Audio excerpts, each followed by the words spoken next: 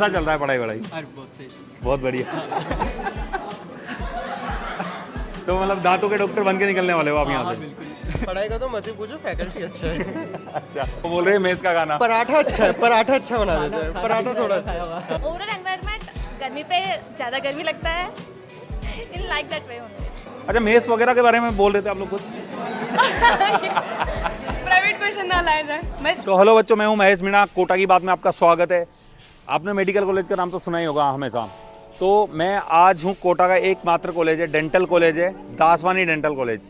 तो मैं यहाँ पे आया हुआ हूँ और ये एक ऐसा कॉलेज है जहाँ पे बच्चे पढ़ते हैं, प्रैक्टिकल करते हैं, साथ में यहाँ पे पेशेंट का इलाज भी होता है। दांतों से रिलेटेड जितने भी प्रॉब्लम रहती है या कोई जितनी भी बीमारी रहती है, सारा यहाँ पे इलाज होता है। तो मैं यहाँ पे आपको जितने भी डिपार्टमेंट है, किस तरह से वर्क करते हैं और किस तरह से इलाज यहाँ होता है, मैं इलाज होते हुए भी आपको दिखाऊंगा।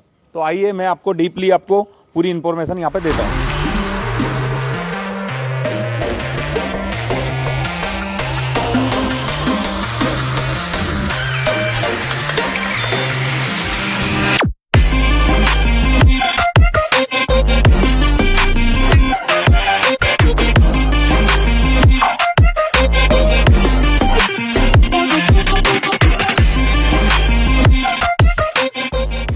तो बच्चों, आज हम आए थे दासवानी डेंटल कॉलेज में। हमने पूरा कैंपस आपको विजिट कराया। अब डॉक्टर दासवानी मैम से अपन बात करेंगे। मैम, दासवानी कॉलेज के बारे में और आपके बारे में कुछ बताइए। मैं डॉक्टर कांता दासवानी एक पीडियाट्रिशियन हूँ और दासवानी डेंटल कॉलेज 15 सालों से रन हो रहा है। वो 2008 में इस्टेब्लिश हुआ था। इसका पूरा नाम है Daswani dental college and research centre. Research centre इसलिए कि ये कॉलेज BDS, MDS और PhD तक है। और 2015 से हम राजस्थान यूनिवर्सिटी से और डेंटल काउंसिल ऑफ इंडिया से मान्यता प्राप्त हैं और सक्सेसफुली कोटा सिटी में रन कर रहे हैं। अच्छा मैम, यहाँ पे जो बच्चे BDS करने आते हैं तो BDS की एलिजिबिलिटी क्राइटेरिया क्या होता है? देखो, BDS का मतलब बैचलर ऑफ डेंटल सर्जरी है और बैचलर ऑफ डेंटल सर्जरी करने के लिए जो एलिजिबिलिटी क्राइटेरिया है, आपने 11th और 12th बायो ग्रुप से किया हुआ है, आप B ग्रुप से मतलब बायोलॉजी ग्रुप से हैं और 12th में आपके फिजिक्स, केमिस्ट्री, बायोलॉजी मिला के 50% से ऊपर होना चाहिए। अगर आप जनरल कैटेगरी में हो, अगर आप अदर कैटेगरी में हो तो 40% होना चाहिए PCB में, जिसमें इंग्लिश काउंट नहीं किया जाता है। और नीट में आप क्वालिफाइड होना चाहिए। नीट क्वालिफाइड क्राइटेरिया हर साल अलग अलग होता है। जैसे इस साल नीट क्वालिफाइड क्राइटेरिया है कि जनरल के 164 मार्क्स होना चाहिए और अदर कैटेगरी के 129 मार्क्स होना चाहिए। तो जिनके भी 129 अदर कैटेगरी में हैं और 164 जनरल में हैं, इसके ऊपर वालों को पक्का श्योरली सीट अलॉट होगी। अच्छा मैम, BDS के अलावा आपके कॉलेज में कौन कौन से कोर्सेज और कराए जाते हैं? देखो, BDS के अलावा हमारे कॉलेज में मास्टर डिग्री का है और PhD का है। जी। साथ में हम एक और कॉलेज रन कर रहे हैं, दासवानी नर्सिंग कॉलेज के नाम से रन कर रहे हैं। तो और मास्टर्स में हमारे यहाँ सभी ब्रांचेस में मास्टर है, एक्सेप्ट हमारे यहाँ कम्युनिटी में नहीं है। जी। और ख़ास करके अभी कुछ 3 सालों से हमने जो है कॉस्मेटिक डेंटिस्ट्री में भी अपने स्टार्ट कर लिया है। उसमें खास करके बोटॉक्स ट्रीटमेंट होता है, फिलर ट्रीटमेंट होता है, हेयर ट्रांसप्लांट होता है, सेमी परमानेंट मेकअप होते हैं। और एक जो सबसे इम्पॉर्टेंट हमारे डिपार्टमेंट में चल रहा है वो बेसल इम्प्लांटोलॉजी है। ये शायद मुझे जनरल क्राउड को समझ में आएगा या नहीं, लेकिन मास्टर्स को समझ में आएगा कि हमारे यहाँ बेसल इम्प्लांटोलॉजी मतलब 3 दिन में आपको 32 लगा देते, वो भी परमानेंट। तो ये बहुत कम कॉलेजेस में चल रहा है और दासवानी उसमें से एक है। और राजस्थान में इस चीज़ का काफ़ी अच्छे रिजल्ट्स भी आए हैं। जी। अच्छा, BDS में आपने बताया कि 100 सीट है। नर्सिंग में कितनी सीट है मैम आपके यहाँ? हमारे पास नर्सिंग में 40 सीटें हैं और नर्सिंग कॉलेज भी हमारा राजस्थान यूनिवर्सिटी से एफिलिएटेड है और नर्सिंग काउंसिल से मान्यता प्राप्त है। अच्छा मैम, मैंने जब कॉलेज विजिट किया तो वहाँ बहुत सारे अचीवमेंट मुझे देखने को मिला। आपके यहाँ भी मैं देख रहा हूँ बहुत सारी ट्रॉफीज वगैरह रखी हुई है। तो कौन कौन से अचीवमेंट आपने अचीव किए हुए हैं मैम? सबसे जो इम्पोर्टेंट है, कॉलेज ने विगत वर्षों में 6 गोल्ड मेडल लिए हैं, जो दोनों बीडीएस में भी लिए हैं और एमडीएस में भी लिए हैं। और कॉलेज ने एक पूरे कोटा में carbon monoxide content in air, और ख़ास करके जो अपनी ब्रीथ में कितनी कार्बन मोनोऑक्साइड आ रही है, वो एक साथ पूरे कोटा में सर्वे किया था। उसके लिए लिम्का बुक्स ऑफ रिकॉर्ड्स में भी हमारा कॉलेज दर्ज हुआ था। और 6 गोल्ड मेडल तो हमने बीडीएस और एमडीएस मिला के लिए हैं, क्योंकि राजस्थान में गोल्ड मेडल तो एक ही स्टूडेंट को मिलेगा पूरे राजस्थान में, मतलब पूरे यूनिवर्सिटी के पूरे एग्ज़ाम्स में एक ही को मिलेगा, और हम 6 बार ये ले चुके हैं। और कॉलेज समय समय पे अपने जैसे कैंप्स करवाता रहता है, समय समय पे अपने रिसर्च वो पेपर पब्लिश कराता ही रहता है। अच्छा मैम, मैंने सुना है कि आप लोग कैंप लगाते हो, गाँव में भी जाते हो, और गांव वाले लोगों की बढ़िया हेल्प हो जाती है। सेम डे उनको दांत वगैरह टूटा हो या कुछ भी हो, दांतों से रिलेटेड जितनी भी समस्या है, हैंड टू हैंड जो है वहाँ इलाज कर देते हो। कैसे होता है ये? क्योंकि हमारे पास एक मोबाइल डेंटल वेन है, तो हम जो माइनर प्रोसीजर होते हैं ना, उस मोबाइल डेंटल वेन में करते हैं। लेकिन अगर मेजर होते हैं तो हम डेफिनेटली उसको कॉलेज की तरफ ट्रांसफ़र करते हैं। और हमने जैसे कोटा में मैनकाइंड हॉस्पिटल है, कोई ट्रस्ट हॉस्पिटल है, अग्रवाल समाज चला रहा है, उसके यहाँ भी हमने अपना विंग खोल के रखा है, ताकि वो ट्रस्ट का काम भी चलता रहे और वहाँ पर केसेस हैंडल होते रहें। पर दासवानी डेंटल कॉलेज में मेजर केसेस हम कॉलेज में करना प्रेफर करेंगे, क्योंकि वहाँ पे फैसिलिटी हमारे पास ज़्यादा है। अच्छा मैम, एक आम आदमी को, आप तो डेंटल कॉलेज चलाते हो, तो एक आम आदमी को अपने दांतों की जांच वगैरह कितने टाइम में करवा लेनी चाहिए? कई बार लोग बोलते हैं कि कीड़ा लग गया, फिर वो कैंसर का रूप ले लिया, कुछ ऐसा होता है क्या? अगर ऐसा है कि दांत, जैसे आप जनरल बॉडी चेकअप है, अगर नॉर्मली आप साल भर में एक बार जनरल बॉडी चेकअप कराना ही चाहिए। लोग रिजोल्यूशन लेते हैं कि मैं ऐसा करूँगा वैसा करूँगा, उसके बजाय ये रिजोल्यूशन लो कि हम स्क्रीनिंग अपनी कराते रहेंगे, तो उसमें दांतों की भी स्क्रीनिंग आ जाती है, बॉडी की भी स्क्रीनिंग आ जाती है। अगर कोई कीड़ा लगा हुआ है तो अगर माइनर होता है तो फिलिंग से ही काम चल जाएगा, मेजर होगा तो हमें रूट कैनाल ट्रीटमेंट करने पड़ेंगे, और ज़्यादा हो गया तो ये आप मान के चलो वो दांत तो निकालना पड़ेगा, बाजू के दांत में भी प्रॉब्लम होगी। तो इसलिए जितना जल्दी डेंटल में अपना अप्रोच रहेगा उतना बेस्ट रिजल्ट आएगा। और आजकल ऐसा है कि डेंटल बहुत एडवांस हो गया है, आपका परमानेंट ट्रीटमेंट किसी भी स्टेज पे वो कर सकते हैं। और बात आपने कैंसर की पूछी, तो कैंसर का जो कारण मुख्यतः है वो हैबिट फॉर्मिंग एजेंट लेना है। खास करके इंडिया में जो गुटखा इतना हो रहा है, इसके लिए हमने CMHO ऑफिस के साथ जगह जगह हमने कैंप लगाए और जगह जगह हमने रैलियाँ निकाली कि नो टू गुटखा। वो ही कारण है, स्मोकिंग और गुटखा ही कारण है कैंसर का, और कोई चीज़ का से नहीं होता। अच्छा कांता मैम, जब मैं बच्चों से मिला तो मैंने वहाँ देखा वो राजस्थान के भी बच्चे थे, कोई महाराष्ट्र से था, कोई कहीं कहीं से था, तो राजस्थान के बाहर के बच्चे भी यहाँ पे आ रहे हैं, ऐसा क्यों मैम?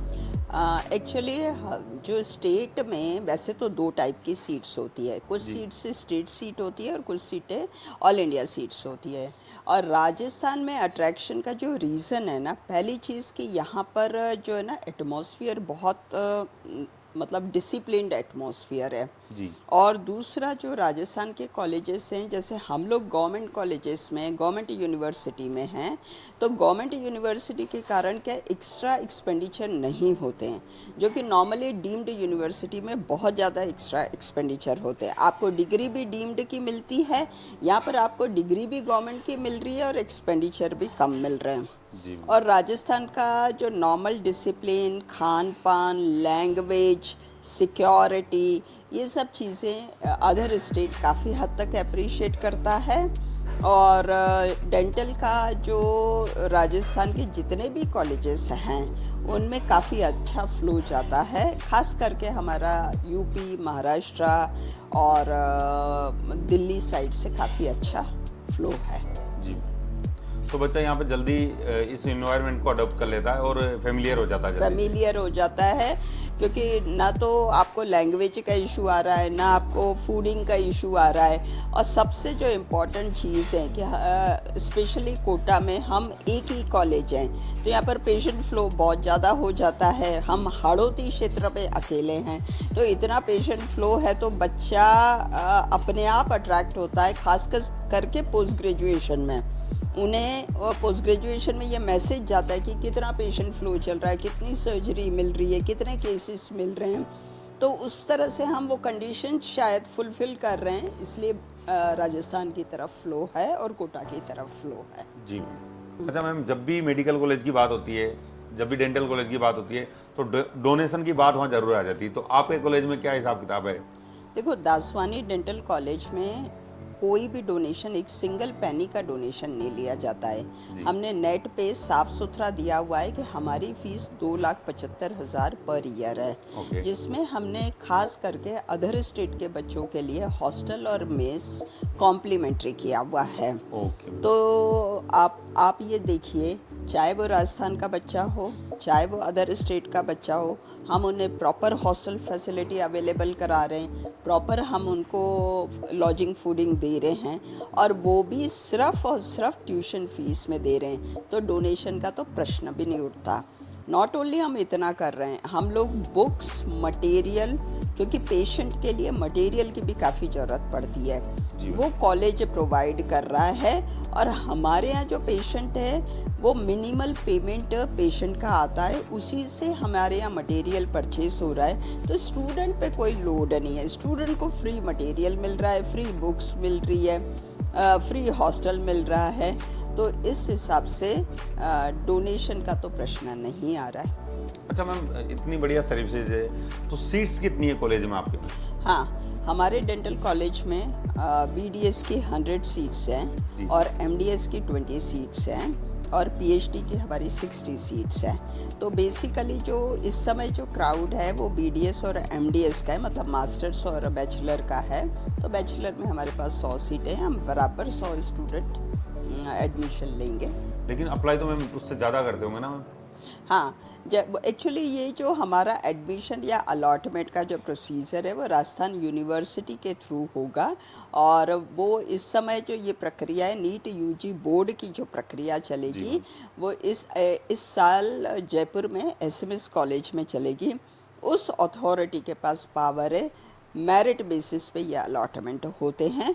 पर अगर आपने टाइमली अप्लाई किया है और सारे डॉक्यूमेंट्स आपके वहाँ पर आप टाइमली काउंसलिंग में पहुँच गए हो, तो श्योरली आपको सीट मिल जाएगी। जी मैम।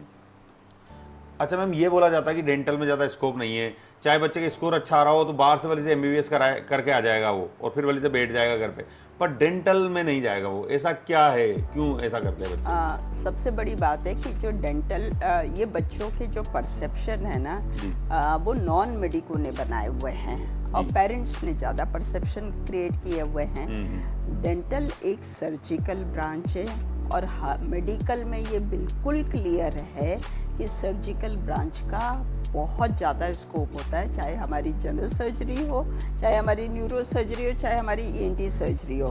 जैसे ENT सर्जरी है वैसे ही डेंटल सर्जरी है। और डेंटल को मेनली पूरा फेस एरिया आपके पास है, और फेस में ओरल कैविटी में जितना काम होता है और जितना अप्रोच है वो किसी भी मेडिकल फील्ड से कम नहीं है। और नॉट ओनली हमारे, अब तो गवर्नमेंट ही मेडिकल ऑफिसर की पोस्ट पे डेंटिस्ट को अपॉइंट कर रही है। आर्मी में ट्रॉमा सेंटर पे डेंटिस्ट अपॉइंटेड हैं। आप अपनी प्रैक्टिस कर सकते हो, आप किसी भी कारपोरेट हॉस्पिटल को ज्वाइन कर सकते हो, इवन आप मास्टर्स कर सकते हो, हॉस्पिटल एडमिनिस्ट्रेशन कर सकते हो। तो किसी भी लेवल पे उसका स्कोप MBBS से कम नहीं है। और बात आई बाहर से MBBS करके आने की, पहली चीज़ कि बाहर से MBBS करने में उन स्टूडेंट्स के पास नॉलेज की इतनी कमी होती, अगर वो अच्छे से एमबीबीएस करके आते तो हर जगह आपको फिलीपींस के डॉक्टर का हॉस्पिटल मिलता, रशिया के डॉक्टर का हॉस्पिटल मिलता। आप पूरा कोटा ढूंढ लीजिए, एक का भी हॉस्पिटल नहीं है, एक का भी क्लिनिक नहीं है। इसका मतलब उनके नॉलेज में प्रॉब्लम होती है और वहाँ पर आपको नॉलेज है नहीं। एग्ज़िट एग्ज़ाम क्लियर करनी है, 10 साल में आप एमबीबीएस नहीं कर पाते, प्रैक्टिकली आप वहाँ के एनवायरनमेंट में सेटल भी नहीं हो सकते। तो उससे बेहतर है अगर आप डेंटल करते हैं तो अफोर्डिंग भी है, प्रोडक्टिव भी है और कन्वीनियंट भी है। तो मेरी समझ में डेंटल एक बेस्ट ऑप्शन है। जी और गर्ल्स के लिए ये बहुत अच्छा है क्योंकि ये अपॉइंटमेंट ब्रांच है, ऑर्गेनाइज ब्रांच है, इसमें इमरजेंसी नहीं होती है, जो काफ़ी हद तक आपकी लाइफ को बहुत ऑर्गेनाइज और स्मूथ रखती है। जी मैम, एक बार क्वेश्चन रिपीट कर रहा हूँ क्योंकि क्वेश्चन में अटक गया था थोड़ा सा, अगर गलत है। अच्छा मैम, ये कहा जाता है कि डेंटल में ज़्यादा स्कोप नहीं है, चाहे बच्चा इंडिया के बाहर जाके 40-50 लाख रुपए खर्च करके एमबीबीएस करके आ जाएगा, लेकिन यहाँ डेंटल से बीडीएस नहीं करेगा बच्चा, ऐसा क्यों? ये सही था ना? हाँ हाँ, अब इसको कट करा के। अच्छा मैम, मैंने जब कॉलेज विजिट किया ना तो आपका जो स्टूडेंट था ना वो बड़ा संतुष्ट था, बड़ा हंसमुख था, जोली स्वभाव का था, मतलब 100% सेटिस्फाइड है वो आपके यहाँ पे। तो मतलब आप ये मैनेज कैसे कर पाते हो कि बच्चों को खुश कैसे रखना है? मतलब उसका रीज़न ये रहता है कि बच्चा स्टूडेंट कैसे सेटिस्फाइड होता है। हाँ। एक तो आप एकेडमिक्स पे बहुत ध्यान दो, जी मैम। दूसरा आप उसका एक्सपोजर बढ़ाते चलो, हाँ। और तीसरा कहीं भी बच्चा अपना घर छोड़ता है उसको एडजस्टमेंट में टाइम लगता है, उसको छोटी छोटी टीथिंग प्रॉब्लम आती है, उस समय हम उसके डायरेक्ट कम्युनिकेशन में होते, चाहे प्रॉब्लम छोटी हो या बड़ी हो, जी वो हमसे डायरेक्टली शेयर कर सकता है, डिस्कस कर सकता है, और ख़ास करके हमारे साथ हमारे स्टाफ से भी वो शेयर कर सकता है। तो प्रॉब्लम उसी समय सॉल्व हो जाती है और वो कभी भी ऐसा नहीं है कैरी ऑन नहीं होती। जी, तो बच्चे आपको कॉल करते हैं और उसकी समस्या का समाधान हो जाता है? हो जाता है। और हमारे व्हाट्सएप ग्रुप बने हुए रहते हैं, बच्चा अपने प्रॉब्लम व्हाट्सएप पे डाल सकता है, उसको उसी समय जवाब मिल जाता है, या वो कॉल करके हमसे पूछता है उस समय जवाब। और जो एक अच्छी चीज़ है हमारे यहाँ गर्ल्स के लिए, ऐसा नहीं है कि गर्ल्स को आज अभी इच्छा हुई कहीं जाना है और उठ के चली गई। हम लोग कुछ वो करते हैं कि पहले बच्चा अपने पेरेंट्स को इन्फॉर्म करे, पेरेंट्स हमसे बात करते हैं, हम पेरेंट्स से परमिशन लेते हैं, तभी बच्चा चाहे बैंक जाना है, चाहे बाहर जाना है या मॉल जाना है या तो वो विदाउट परमिशन कैंपस के बाहर नहीं जाता है, वो विथ परमिशन, क्योंकि उनके स्पेशली कार्ड्स बने हुए हैं और वो कार्ड्स पे एंट्री होती है। इसलिए बच्चों के पेरेंट्स अगर परमिशन देते हैं तो बच्चा बाहर जा सकता है या घर जा सकता है, ऐसे बच्चा बाहर नहीं जाता है। तो इस तरह से क्या है कि डिसिप्लिन भी बना रहता है और बच्चा भी सिक्योर रहता है। तो बच्चों, ये कुछ बातचीत थी डॉक्टर कांता दासवानी मैम के साथ, जिन्होंने बहुत अच्छी अच्छी बातें आप लोगों को बताई और बहुत कुछ आप लोगों को सपोर्ट मिलेगा काउंसलिंग के लिए और आपको कॉलेज सिलेक्शन के लिए। तो थैंक यू सो मच। इस वीडियो को यहीं एंड करते हैं और मिलते हैं किसी नेक्स्ट वीडियो में।